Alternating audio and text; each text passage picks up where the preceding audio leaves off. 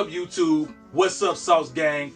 It's your boy Sauce Balls back in the building again, and you guessed it, with another dope project. Pause for everybody, myself too. Yeah.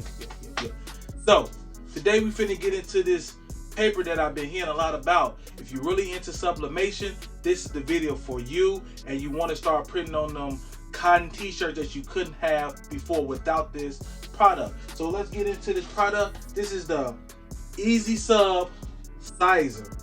easysubli Siser. So we're gonna get into that. We're gonna see how good it works. We're gonna see the process and everything, how you do it, and is it worth the Sauce Boss stamp of approval at the end of this video.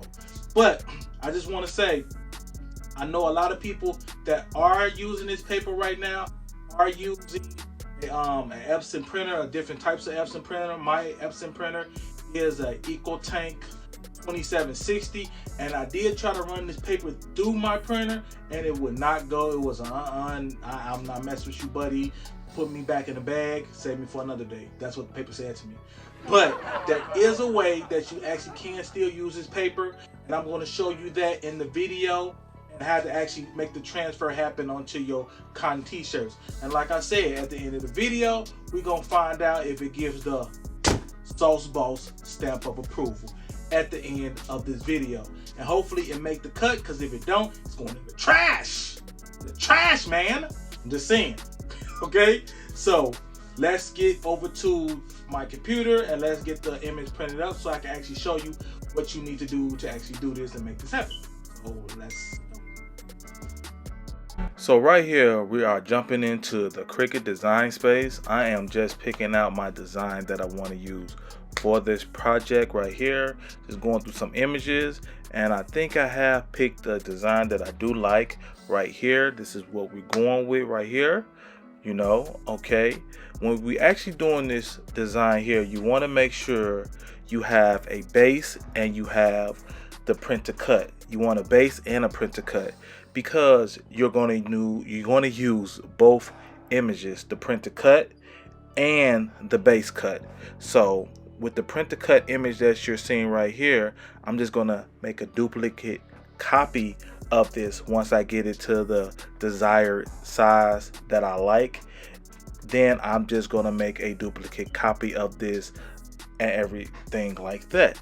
So I'm doing that right now. As you can see, I got my duplicate copy, I got my base, as you can see.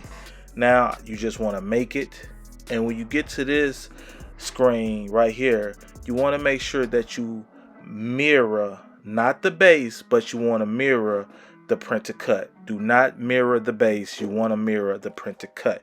Make sure you do that. I'm gonna say it one more time. Mirror the print to cut and not the base.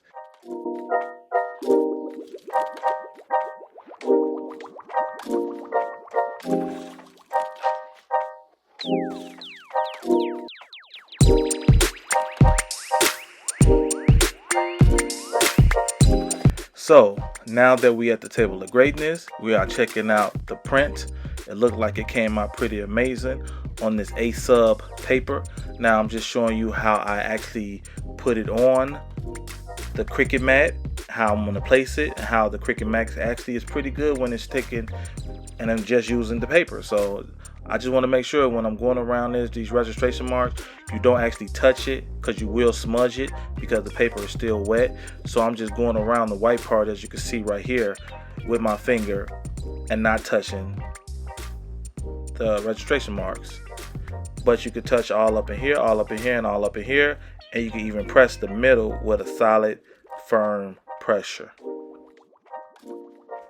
Now that we got the image tacked down to the Cricut mat, you can see that the image is mirrored on the mat.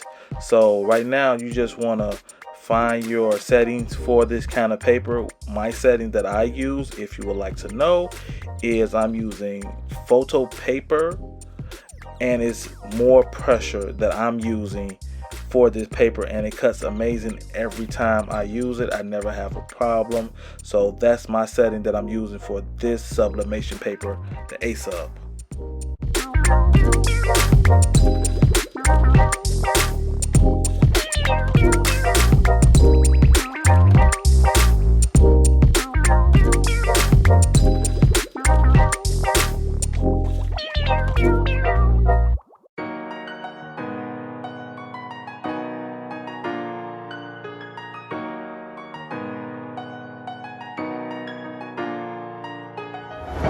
Now, as you can see, we got both cutouts right now. We're going to actually see how easy it is to weed both of them. Now, this, when I'm doing my sublimation paper cutouts, I actually put my Cricut Maker on photo paper and more pressure. So let's just see how easy it actually comes up, because I tried other settings before, but it didn't work so well. But with this one, it is right on the money. I like it. So if you have a Cricut Maker and you got like easysubli paper, different types of paper like that with a little bit more thickness, and you're actually trying to find a setting for that, then just use your photo. I use photo, like I said, photo and more pressure, and it came out really amazing. Let's pick it up.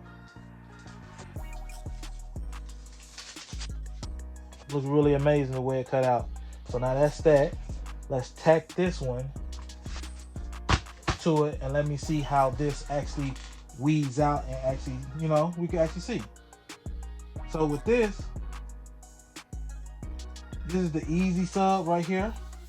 So it's just supposed to peel up with no problem. And if you do have a problem, you see how I'm just holding it down as I actually do it.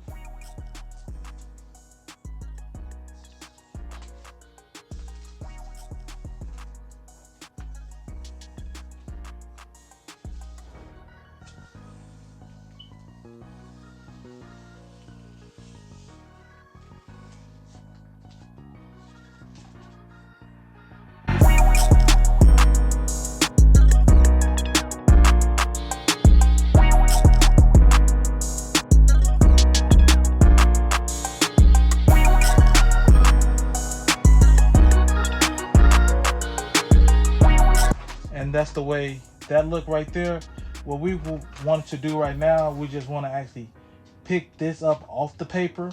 You don't need the masking sheet with this because it's all one solid image, and all we do is just pick it up and transfer it to the garment. So what I'm going to actually do right at this point in time, I'm going to take, this is 100% cotton t-shirt, a t-shirt that I already had laying around that I used. I wear a lot. So, you know, if it look a little faded or something like that, it's okay because I wear it a lot and it's washed, but it's clean now. And I just wanted to use this to demonstrate on, but this is 100% cotton t-shirt. Let's just head over to the heat press. Let's heat it up, get any moisture out of that, and then we gonna see how it would press and then how it would look. So I preheated the t-shirt for 15 seconds at 230 degrees. That's what I did mine at, just to get some of the moisture out of the t-shirt if it's in there. And now, like I said, all you have to do is just peel the easysubli up like that, and you just want to place it where you want to place it at, you know.